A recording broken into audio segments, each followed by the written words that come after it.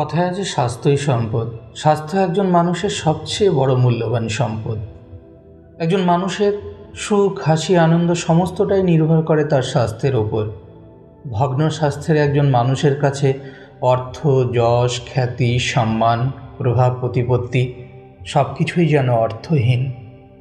যেহেতু স্বাস্থ্যের চেয়ে বড় কোনো সম্পদ নেই, তাই স্বাস্থ্যের যত্ন নেওয়া আমাদের একান্তই আবশ্যক কর্তব্য। এই পৃথিবীতে একজন স্বাস্থ্যহীন ধনবান ব্যক্তির চেয়ে একজন ধনহীন স্বাস্থ্যবান ব্যক্তি অধিকতর সুখী জীবনযাপন করে।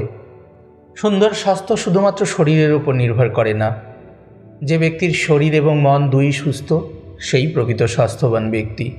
শরীর বা মনের যে কোনো একটির অসুস্থতা আমাদের স্বাভাবিক জীবনযাপনকে, আমাদের স্বাভাবিক জীবনযাত্রাকে ব্যাহত করে।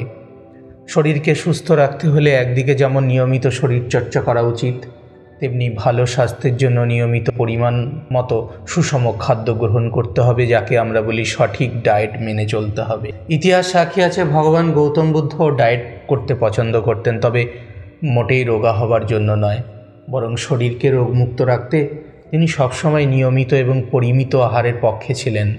শুধু তাই নয়, একজন বৌদ্ধ ধর্মাবলম্বীর আহার কেমন হওয়া উচিত সে বিষয়েও তিনি দৃষ্টি আকর্ষণ করেছেন, যা আজকের যুগেও সমান কার্যকরী। তাই তো আজকের প্রজন্মে এসো ডায়েটিশিয়ানরা মেদমুক্ত শরীর পেতে গৌতম বুদ্ধের দেখানো পথ অবলম্বন করবার পরামর্শ দিয়ে থাকেন। কি সেই পথ? সেই পথ কি খুব কঠিন? মোটেই নয়। শুধু খেয়াল রাখতে হবে আপনি কখন খাচ্ছেন আর কি খাচ্ছেন, তাহলেই চলবে। সেই সঙ্গে আর যে কয়েকটি বিষয় মাথায় রাখতে হবে সেগুলো হলো, প্রথমত, আজকের রকেট যুগে কর্মব্যস্ততা এতটাই মাত্রা ছাড়িয়েছে যে ব্রেকফাস্ট হোক, লাঞ্চ হোক কিংবা ডিনার, কোনো সময়ই দুদণ্ড শান্তিতে বসে খাবার খাওয়ার সময় নেই আজকের এই নতুন প্রজন্মের হাতে। তাই তো কাজ করতে করতে, নয়তো অফিস যেতে আসতে প্রতিনিয়ত জাঙ্ক ফুড হাতে মুখ চলছে, ফলে বাড়ছে ওজন, কমছে আয়ু। এক্ষেত্রে গৌতম বুদ্ধের বলে যাওয়া একটি কথা দারুণ কাজে আসতে পারে। তিনি সবসময় বলতেন, খাওয়ার জন্য বেঁচে না থেকে বেঁচে থাকার জন্য খাবার খান, মেপে খাবার খান এবং প্রতিবেলা খাবারের মাঝে কিছু সময় না খেয়ে থাকার চেষ্টা করুন। এতে হজম শক্তি যেমন বাড়বে, তেমনি অতিরিক্ত খাবার খাওয়ার প্রবণতাও অনেকাংশে কমে যাবে। ফলে অতিরিক্ত ওজন হ্রাস পেতে শুরু করবে, মেদ শরীরে জমবে না। দ্বিতীয়ত, দিনের সব খাবার শেষ করতে হবে 12 ঘন্টার মধ্যে। ভগবান গৌতম বুদ্ধ মনে করতেন শরীরকে মেদমুক্ত রাখতে খাওয়ার সময় জ্ঞান থাকাটা একান্তই জরুরি। কিন্তু সময়ের সঙ্গে এই মেদের কী সম্পর্ক? বৌদ্ধ ধর্মের ইতিহাস ঘেঁটে জানা যায়, ভগবান গৌতম বুদ্ধ প্রতিদিন ব্রেকফাস্টের সময়টা তিনি লিখে রাখতেন এবং সেই সময়ের ঠিক 12 ঘন্টার মধ্যে তিনি রাতের ডিনার খেয়ে বিশ্রাম নিতে চলে যেতেন। ভগবান বুদ্ধের মতে 12 ঘন্টার মধ্যে দিনের খাবার যদি শেষ করে ফেলা যায়, তাহলে শরীরে মেদ জমবার কোনো সুযোগ থাকে না। সেই সঙ্গে রোগ মুক্তির পথও বেশ প্রশস্ত হয়। এক কথায় বলা যায়, যদি সকাল 9টার সময় ব্রেকফাস্ট করেন, তো রাত 9টার মধ্যে রাতের খাবার খেয়ে শুয়ে পড়ুন। এমনটা করলে দেখবেন ওজন বৃদ্ধিরও কোনো আশঙ্কা থাকবে না। তৃতীয়ত, সবুজ শাকসবজি বেশি বেশি করে খেতে হবে। শুধু খাওয়া নয়, সাথে সাথে সারাদিনে কত পরিমাণ ক্যালোরি বার্ন করছেন তা ডায়েটিশিয়ানদের কাছ থেকে জেনে নিয়ে সেই মতো একটি ডায়েট চার্ট তৈরি করিয়ে নিন।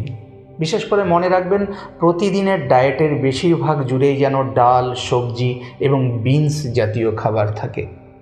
সেই সঙ্গে খেতে হবে দুধ এবং দই। এরকম খাবার খেলে শরীরে ক্যালোরি বৃদ্ধির আশঙ্কা যেমন কমে যাবে, তেমনি পুষ্টির ঘাটতিও দূর হবে। চতুর্থ, খাবার খাওয়ার একটা নির্দিষ্ট টাইম টেবিল থাকা একান্তই আবশ্যক এবং সেই টাইম টেবিল অনুযায়ী প্রতিদিন নির্ধারিত সময়ে ব্রেকফাস্ট, নির্ধারিত সময়ে লাঞ্চ এবং নির্ধারিত সময়ে ডিনার করা উচিত।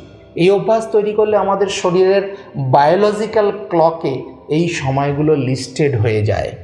ফলে শরীরের সঙ্গে আমাদের খাবারের একটা কম্বিনেশন বা যোগসূত্র তৈরি হয়।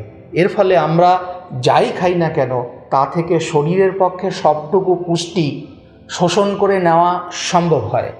ফলে দেহে পুষ্টির ঘাটতি যেমন একদিকে কমে যাবে, অন্যদিকে ওজনও নিয়ন্ত্রণে চলে আসবে। এই প্রসঙ্গে একটা কথা বলে রাখি, আপনারা সবাই জানেন যে সাধু সন্ন্যাসীরা সকাল 8:30টার মধ্যে কিন্তু ব্রেকফাস্ট করে ফেলে, দুপুর 1টা থেকে 1:30টার মধ্যে লাঞ্চ এবং সন্ধে 7টার মধ্যে রাতের ডিনার তারা সেরে নেন। সত্যিকারে এই প্রকৃতপক্ষে এই সময়টাই হচ্ছে খাওয়ার সঠিক টাইম টেবিল। পঞ্চম, সারাদিনে 3বার আমরা যে প্রধান খাবার খাই, সেই ব্রেকফাস্ট, লাঞ্চ এবং ডিনারের মাঝে যদি খিদে পায় তাহলে ফল খাওয়াই যেতে পারে, কিন্তু কোনো ভারী খাবার বা জাঙ্ক ফুড খাওয়া একদমই চলবে না। এই নিয়মটি অনুসরণ করলে দেখবেন শরীরে মেদ জমবে না।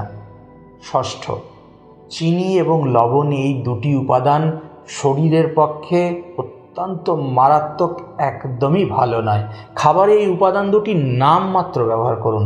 খাবারে যেমন লবণের পরিমাণ কম থাকবে, তেমনি মাত্রা ছাড়া মিষ্টি বা চিনি খাওয়াও চলবে না। সপ্তাহে 1বার 1 পিস মিষ্টি খাওয়া যেতেই পারে, কিন্তু তার বেশি যেন না হয় সেদিকে খেয়াল রাখতে হবে। প্রকৃতপক্ষে মিষ্টি জাতীয় খাবার আমাদের শরীরের ক্যালোরি মাত্রা বাড়িয়ে দেয়, আর আপনারা জানেন আমাদের শরীরের ক্যালোরি মাত্রা যত বৃদ্ধি পাবে ওজন আমাদের তত বাড়বে। চিনি এবং এই লবণ উপাদান দুটি ব্যবহার করবার সময় একটু সতর্কতা অবলম্বন করুন। সপ্তম, বাইরের খাবার যত কম খাবেন ততই আপনি বেশি ভালো থাকবেন। জানি এই জেট যুগে, এই কর্মব্যস্ততার যুগে আপনি খুবই ব্যস্ত, তা যত কাজের ব্যস্ততাই থাকুক না কেন চেষ্টা করবেন দিনের প্রধান 3 বেলা খাবারের বাড়ির খাবার দিয়েই সারতে। এতে নানাবিধ রোগের প্রকোপ যেমন কমবে, তেমনি ওজনও নিয়ন্ত্রণে থাকবে। কারণ রাস্তার খাবারে যে যে উপাদান সামগ্রী ব্যবহার করা হয় বেশিরভাগ ক্ষেত্রেই সেগুলি অস্বাস্থ্যকর, আপনারা জানেন এগুলো। বাইরের খাবার খেলে নানাবিধ দীর্ঘমেয়াদী পেটের রোগে আক্রান্ত হওয়ার অনেক সম্ভাবনা বৃদ্ধি পায়। সবশেষে আজকের শেষ টিপস বা ভগবান গৌতম বুদ্ধর বাণী অবলম্বনে আজকের লাস্ট হেলথ টিপসটি হচ্ছে, শান্ত মনে শান্ত জায়গায় বসে খাবার খান। খাবার খাওয়ার সময় আপনার মন যেন শান্ত থাকে, চঞ্চলতা যেন না থাকে। টিভি দেখতে দেখতে, মোবাইল অপারেট করতে করতে বা অথবা অন্য কোনো কাজ করতে করতে খাওয়ার অভ্যাস কিন্তু একদমই ভালো নয়। কারণ খাওয়ার সময় খাবারে মনোযোগ না থাকলে সেই খাবারের পুষ্টি শরীরের দ্বারা ঠিকমতো শোষিত হতে পারে না। আর আপনারা জানেন সেই খাবার ঠিকমতো হজম না হওয়ার কারণে নানাবিধ শারীরিক সমস্যা হওয়ার আশঙ্কা অনেকাংশেই বৃদ্ধি পেয়ে যায়। আজকে এখানে শেষ করছি। ভিডিওর শেষে আরেকবার বলছি বন্ধুরা, স্বাস্থ্যই সম্পদ। আজকের এই প্রজন্মে ভালো থাকাটাই আমাদের কাছে সবথেকে বড় চ্যালেঞ্জ। তাই চেষ্টা করুন যেন তেন প্রকারে যেভাবেই হোক না কেন সবাই ভালো থাকতে, সুস্থ থাকতে এবং অবশ্যই ভালো রাখতে। জয় হিন্দ।